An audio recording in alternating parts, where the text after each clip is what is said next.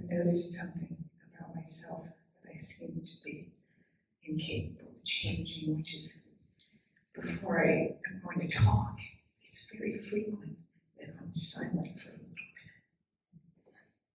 And I don't know what it's about. I've been criticized for it, but I can't do anything about it, even so far.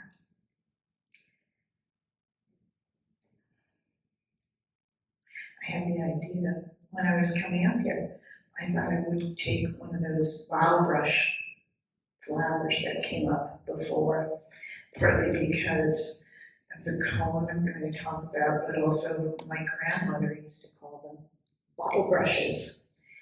And so they have a special place in my heart. This mic is going to let you hear me sometimes and not others. And I walked right by the tree. Never crossed my mind as I walked by the tree.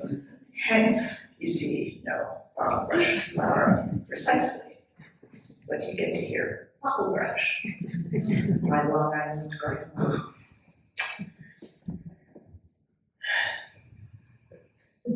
So, I kind of know what I want to talk about, but I don't know how it's going to come out. That's always an odd feeling, but that's kind of like everything, right? We actually never know. We just think we do. What's going to come out of our mouth?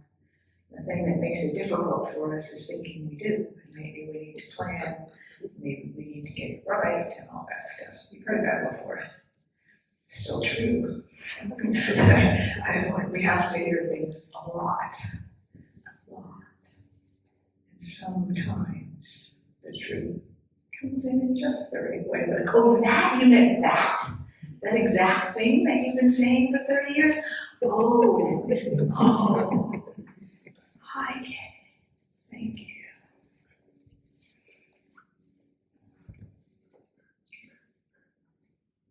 This morning, so in the morning we do the thing we call Kenton, where the teacher comes in and goes around and greets everybody. And I'm going to do it tomorrow. So today, as you heard from David, things are always changing. We've had a lot of different conventions for exactly how you do that. So I thought, I'll watch Jessie. Because one of the things I'm wondering is, exactly who do we do a full bow to? And who do we just walk by? And then I thought, well, sometimes we bow to the liaisons, and sometimes we don't. So I thought, well, I'll watch Jessie. And generally the convention is, you're bowing to the leaders of the Sesshin. And so he comes along, and for a while he's bowing to everybody. I'm like, oh, well, yes, Laura is a leader. She's working with the facility and helping us a lot in registration, and he's bowing to all these people that I wouldn't have thought. But I'm like, yeah, cool, maybe he's going to bow to everybody. But no, he didn't do that. So, and then I thought, okay, but he's definitely siding on the bow to a lot of people. And so then I thought, oh gosh, I'm not even sure I know who all the liaisons are, but I know some. So I'm going to watch him. And I watch him go around, and there's a couple of, I know my liaison, right? So, and I watch him go right by a couple of liaisons and not bow to them. So I'm like, oh, how is that for them? How is it for the people who got bowed to? And how is it for the people who didn't get bowed to? And do they think it has something to do with them? And this morning, Tess said to Jessie, well, how was it doing that? He's like, oh, it was deep, and I was getting deeper and deeper. He didn't think about that stuff, right? That's not, he wasn't picking and choosing you. He was just doing Kenton, And that's part of what I want to talk about, that feeling that we have so much, we want to be special, we want to be right, we want to be okay. We talk about this all the time because it's so fundamental. And I was thinking about it for myself, one experience I was in, well, one time I went to see a talk by Gangaji, and for some weird reason, she decided she would throw a tennis ball into the audience, and she threw it to me. I'd never seen her throw a tennis ball to anybody before. I thought, oh, there must be something about me. I wondered, why did she throw the tennis ball at me? No reason. It's like what Tess said last night. She threw a tennis ball. I happened to be in the way, right? That's what I want to talk about. I came in here and I thought, one of the things I really want somehow to share with people is a sense of ease. And Jessie sits down and says, there was one thing I could give you. It would be a sense of ease. I didn't have to say it. I am because I'm talking about this. But when something has to happen, it doesn't necessarily have to be done by this body. And being aware of that as opposed to this being is special, this being needs to be taken care of. That's a source of ease, right? Maybe I'm the one to take an action, but maybe my action is somewhere else. And I'm like, oh, I wish I was doing that one. I can't do mine. I can't hold my own place in the mandala. I found that's not an easy lesson for me.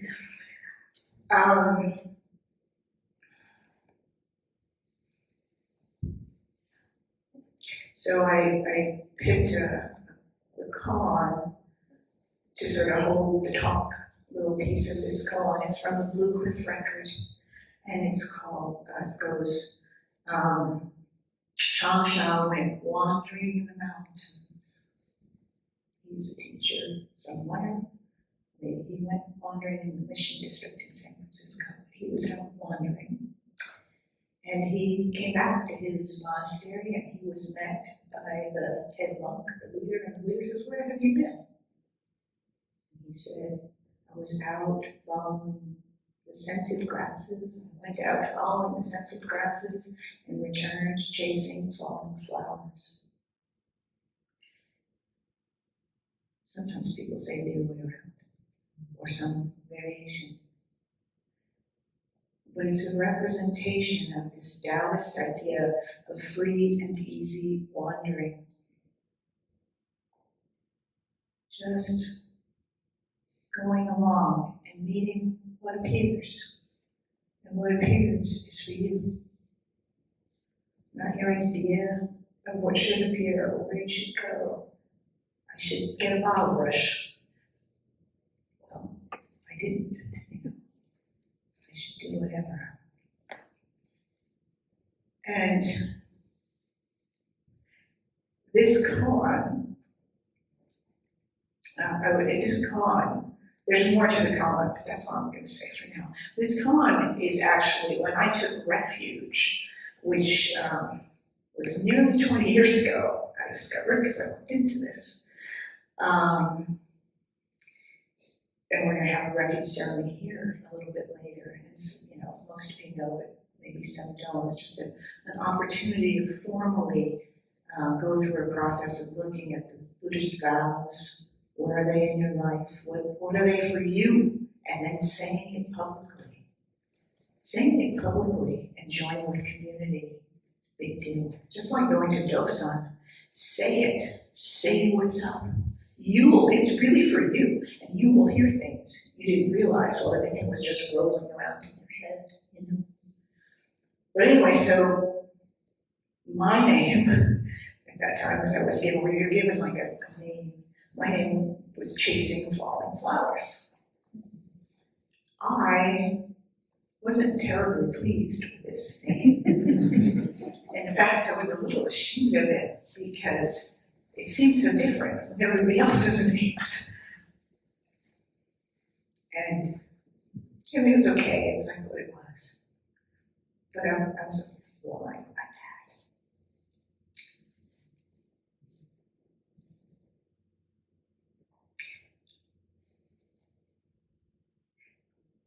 You can see it's a little emotional because I'm like, oh, it's good. I like this name. It took a long time, but yeah, that's a nice name, you know. And it's a blessed thing.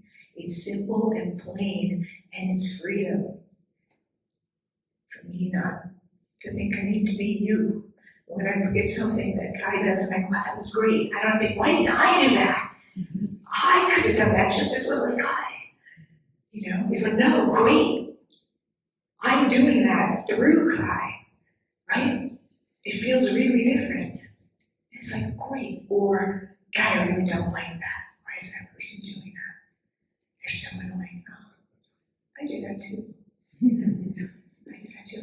I had, a while ago, I had a conversation with somebody who's here, and they said to me, are you risk averse? And at the time they asked the question, I was like, I thought about it, and I tried to give an honest answer. And I said, well, no, I'm not, because I was thinking about ways I'm not risk averse, and how this person is risk averse, and I'm not like them. And I mean, I don't mean all ways, but just like their particular way of being risk averse. And then, like, as the days went on, I started to notice myself being risk averse. Like, oh, I'm afraid of that. I don't want to do that. I don't want you to go out and get hurt. You know, whatever. It's like, I have that. Right? There's nothing I don't have. So I went, because of this thing of thinking about my vows, I went to the, you know, the way we do the vows is there's all these vows and then we kind of write a personal response. And it's a little different now than in the ancient days when I did it.